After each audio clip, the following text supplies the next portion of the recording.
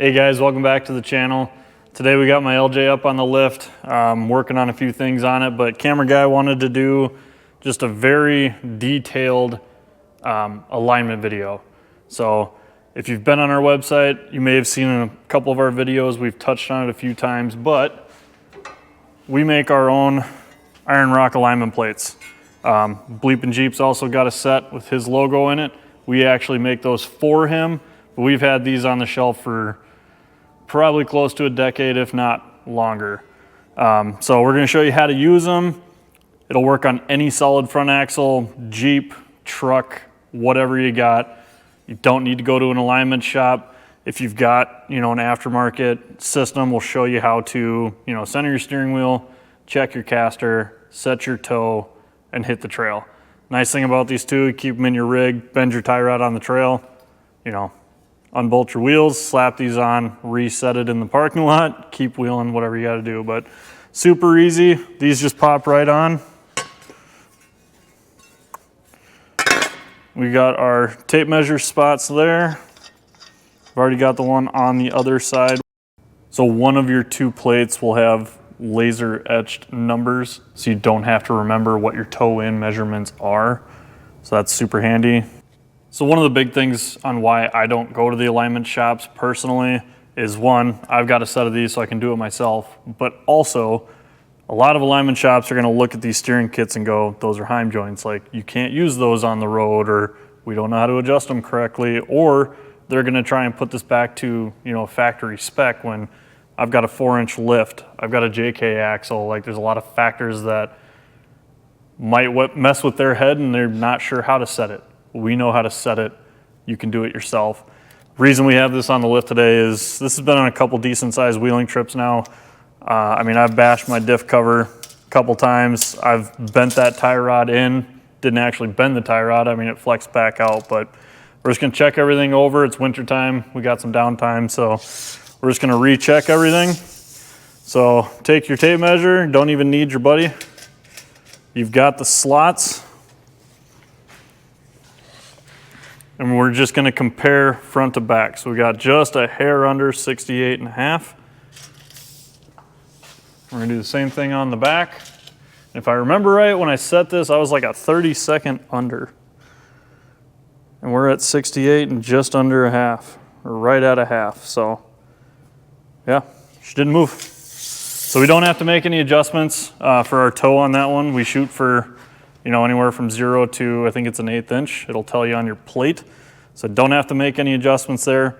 If I did, undo your pinch bolts, do a half turn, reinstall, recheck it till you got right where you want it. Next thing we're gonna do, we're gonna put the tires back on, get our plates out of here, drop this down back to ride height.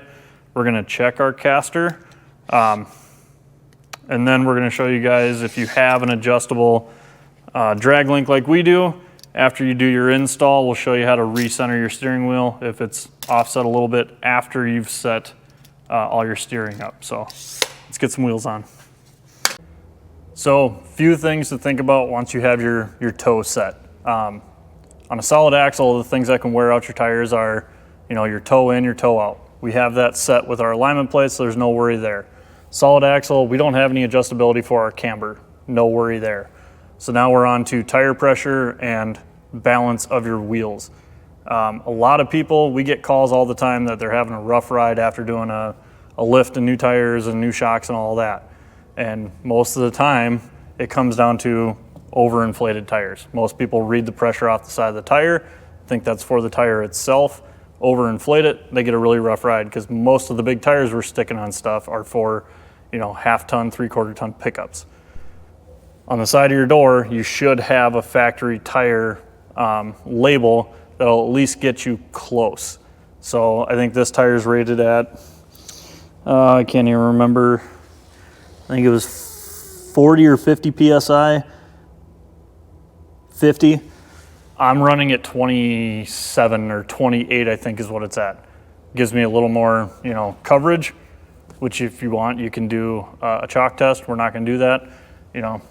It's kind of gross outside, so our sidewalks and streets have been salted, so you could look at that and go, I'm getting a good pattern. But then also make sure everything is, you know, when you do your tires, get them aligned, or not aligned, get them balanced correctly. We don't like balance beads here. Some people really like balance beads. We've had issues with death wobble with balance beads.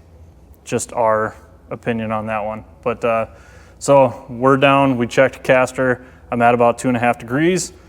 We just checked it with our digital angle finder right on top of our ball joint here.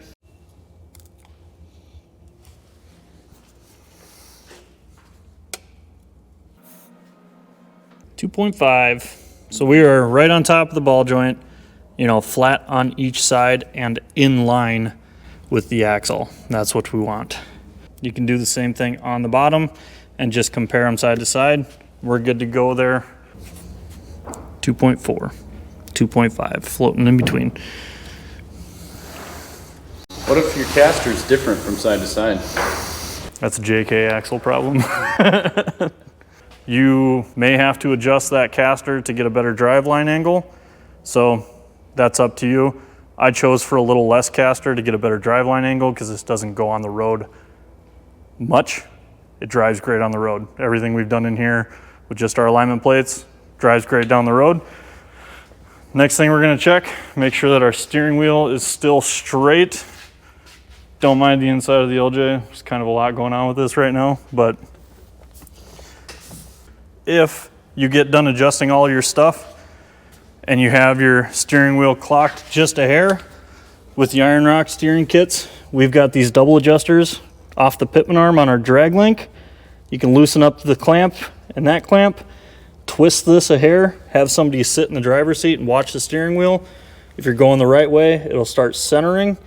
Once you get it centered, tighten your clamps back up, go for a drive, bring it back into the shop, pull in as straight as possible and recheck it. It took, I think, 2 tries on ours to get it, you know, dialed in right where we wanted it. But now's your time to do it. When you do your steering kit, dial everything in right off the bat, you're good to go.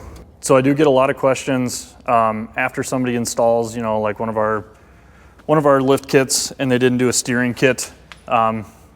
They ask if that's gonna mess up their tires because their steering wheel is cocked off to the side.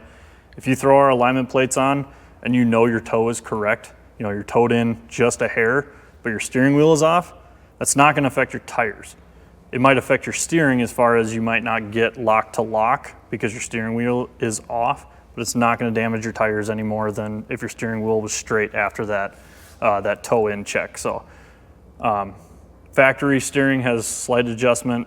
Our steering kits have had quite a bit more adjustment, especially in applications where you gotta do a lot of adjusting. So there's not a huge concern on short lifts with steering wheels off just a little bit, but some people want them as straight as possible.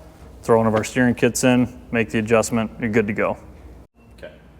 So one thing I wanna go over is, you know, we've had comments from people that do alignments for a living. That's fantastic. On stock vehicles that have a very specific spec, that's fine. When you start lifting stuff, putting aftermarket steering kits, different axles under stuff, they don't have a exact spec. You could have 2 vehicles, same lift kits, same axles, different tires, that'll drive completely different, you know, a degree or 2 off in caster or towed in slightly more than the other. So these are just to get you started. You know, the cost of our alignment plates and a digital angle finder off Amazon is the cost of 1 alignment. So I've yet to have this on the alignment rack. I've driven probably 1,000 miles on it now with these tires and this lift and everything. You know, it's a brick going down the highway, so I can't do 80, but does 70 down the highway just fine. So if you guys have any questions, give me a call, drop a comment, get your plates on ironrockoffroad.com, find an angle finder on Amazon. Super easy to do, follow along. We've got a few other videos that show actual adjustments. Everything on mine, you know, is where I wanted it, so I didn't want to unbolt it just to make an adjustment to put it back where it was. So if you guys like the video, subscribe, drop a comment.